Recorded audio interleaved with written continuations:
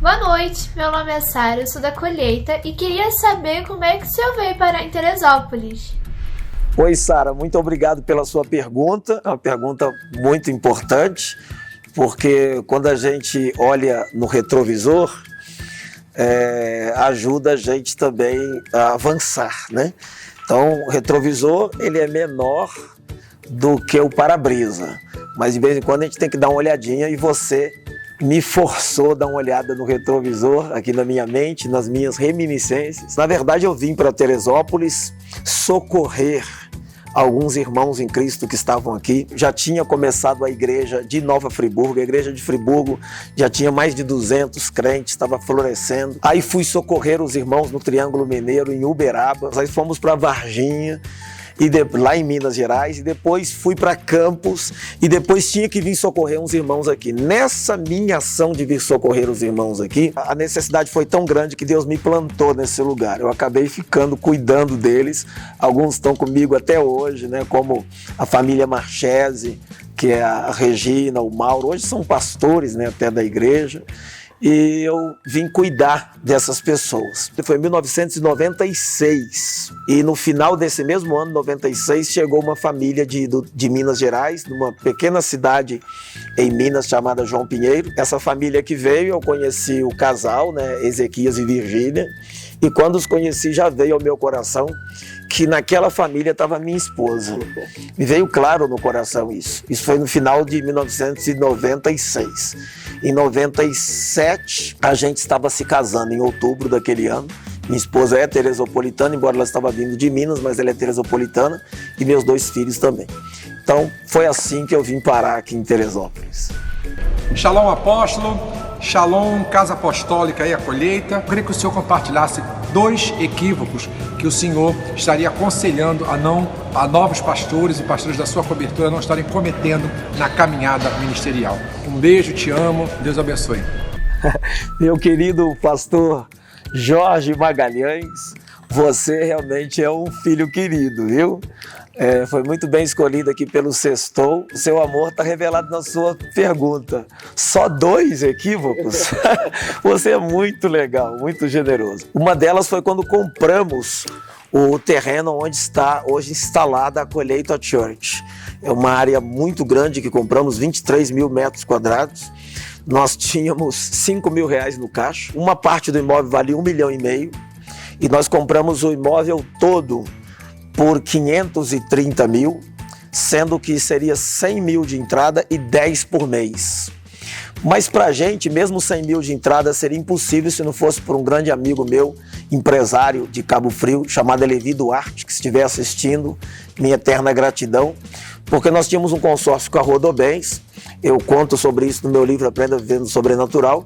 Esse consórcio, ele só viria a sair depois, e quando saiu a gente então pôde restituir esses 100 mil de entrada. E surgiu a chance de comprarmos um outro terreno, que se nós tivéssemos comprado, teria evitado muitas dores de cabeça que viemos a ter depois. E assim como o povo de Israel, quando entrou na terra, e Deus falou, afaste tudo, conquiste a terra dos Jebuseus, dos Heteus, dos Heveus, dos Ferezeus, dos Girgazeus. E Deus falou, se vocês não fizerem isso, o que vocês deixarem na terra vai ser como um espinho na sua carne. E Deus abriu a oportunidade de conquistarmos algo a mais e a gente não fez. Resultado, o bom nos impediu de conquistar o excelente. O maior inimigo do excelente é o bom.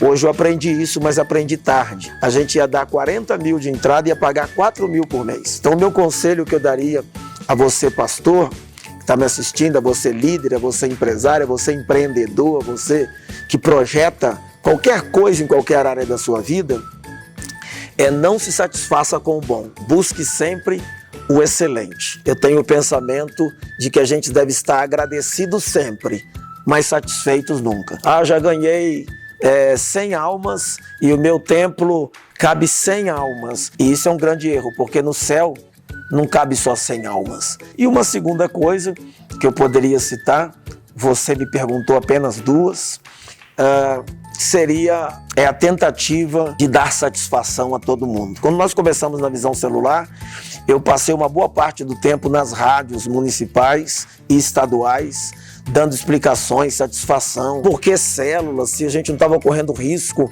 das pessoas cometerem erros? Porque o encontro tinha suas surpresas, e uma série de outras perguntas que eu fiquei, na verdade, gastando muita energia para responder pessoas que não estavam interessadas nas respostas. Oi, apóstolo, meu nome é Aline e a minha pergunta é: qual foi a maior dificuldade que o senhor já passou em alguma viagem? Então, eu já passei muita dificuldade em muitas viagens ali. Talvez não seja nem a maior dificuldade, mas talvez seja mais curiosa a viagem ao leste europeu. Eu era ainda solteiro e eu voei do Brasil para a Áustria. Ali eu preguei na Áustria, nas igrejas ali, tudo muito tranquilo. E aí nós viajamos em um furgão.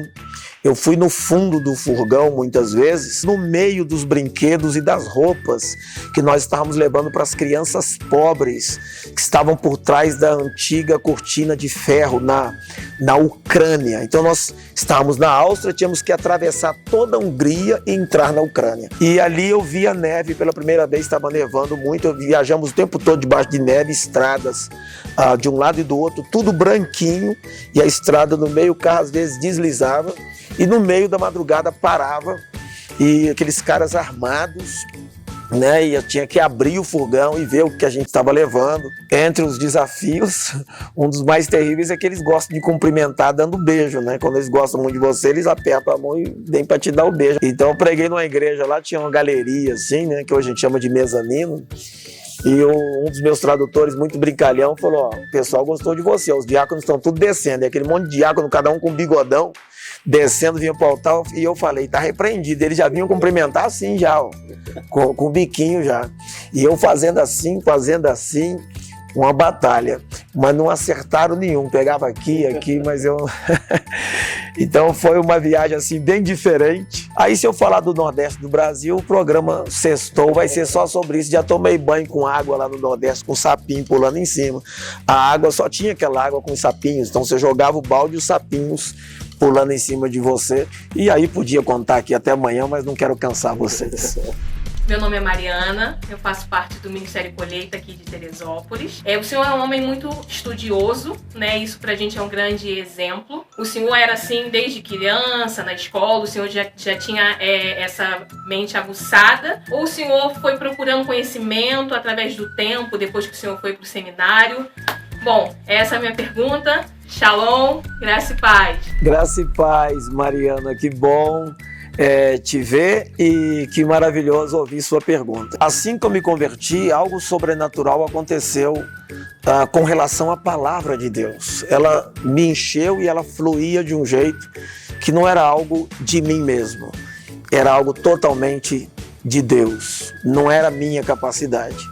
Mas é lógico, quando a gente tem um chamado, a gente deve procurar crescer, aprender mais, conhecer mais. E quanto mais você ama alguma coisa, mais você quer conhecer. Um médico que ama medicina, ele vai se aprofundar, ele vai querer conhecer novos conceitos, ele vai...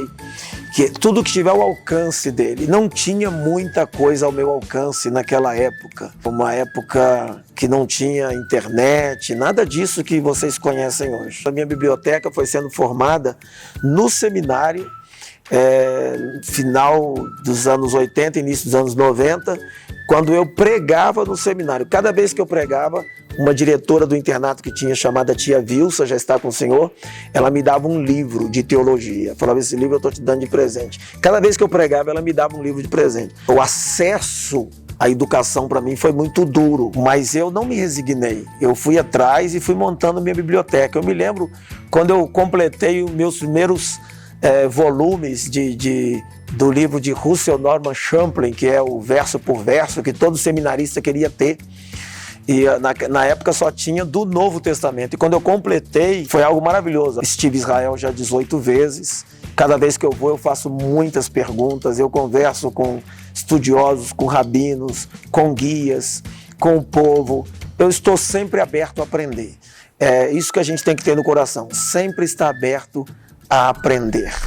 Eu sou Ezequiel, aqui da Colheita de Teresópolis, e sabemos, apóstolo, que o senhor se converteu muito jovem.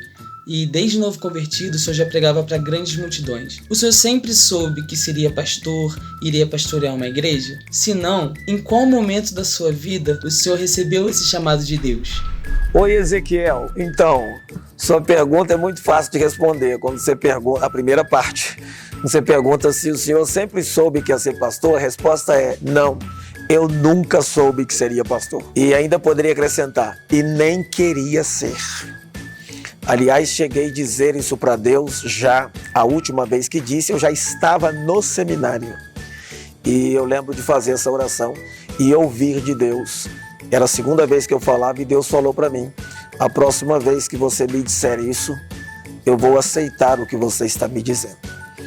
E eu temi muito, porque Deus me mostrou no futuro, eu era o homem realizado que eu queria ser, mas não era pastor, e quando eu olhava para dentro de mim havia um grande vazio, ou seja, eu não estava cumprindo o meu propósito. A pergunta, quando é que eu soube que eu seria, eu estava em Itaperuna, eu pregava todos os dias em todos os lugares, e naquele dia eu ia pregar num culto que havia em uma pequena congregação de uma valorosa e guerreira irmã chamada Irmã Gessi. E naquele dia, antes de sair de casa, fiz uma oração. Eu disse para Deus, Senhor, é o último dia que eu estou indo pregar e que o Senhor me libere. E eu disse para Deus, eu não quero mais pregar. É muito peso para alguém muito jovem. Eu não passo de uma criança. Sequer eu sei falar. Não sei por que o Senhor quer que eu fale. E eu fui pregar e naquele dia tinha uma irmã, e eu pregando e ela estava assim, ó, quieta, com os olhos fechados. E a lágrima descia aqui assim.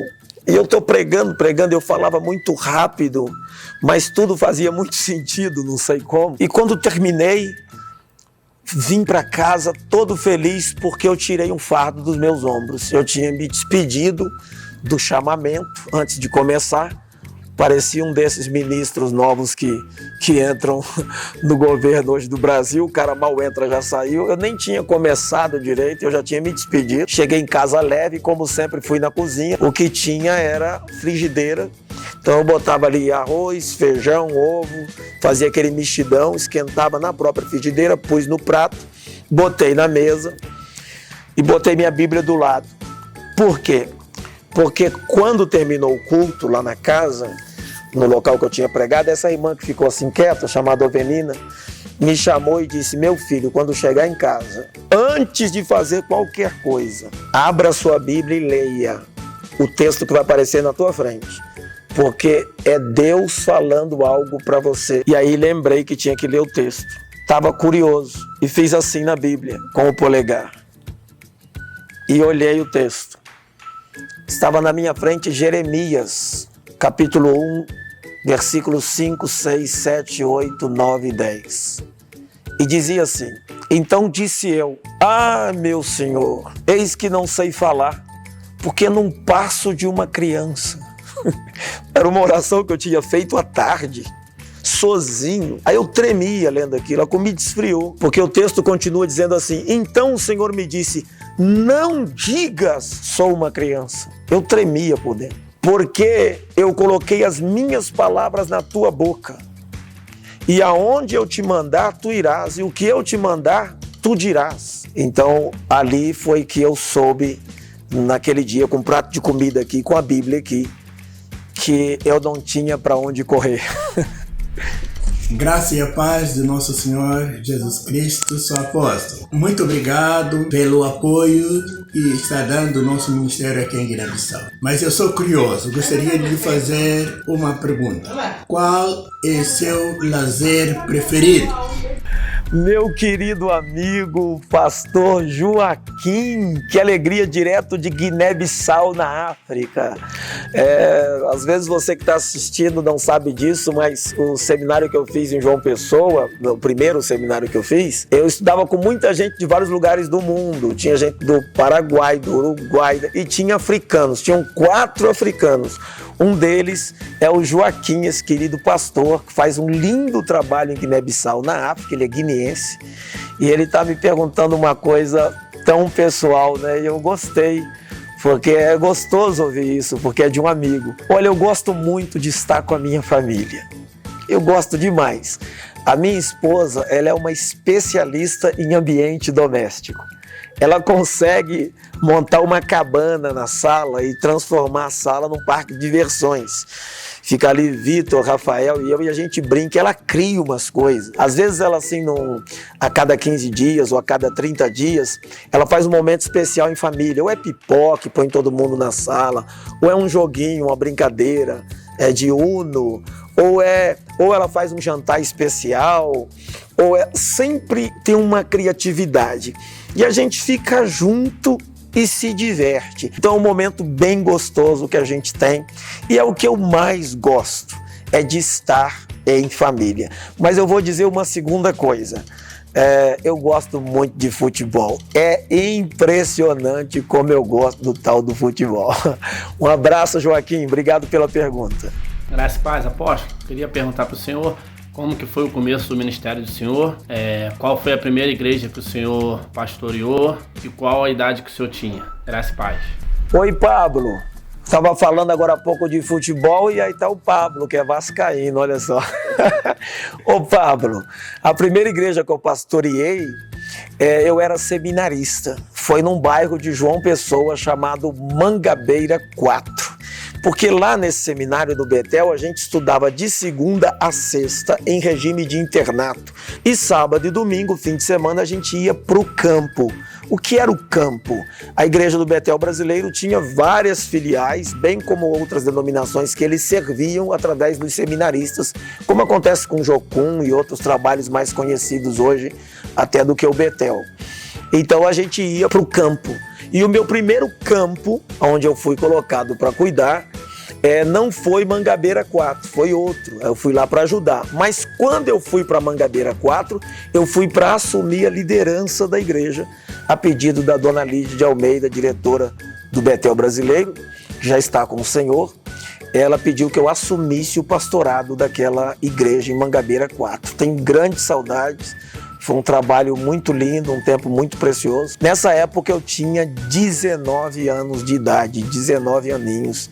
Era uma criança ainda, 19 anos.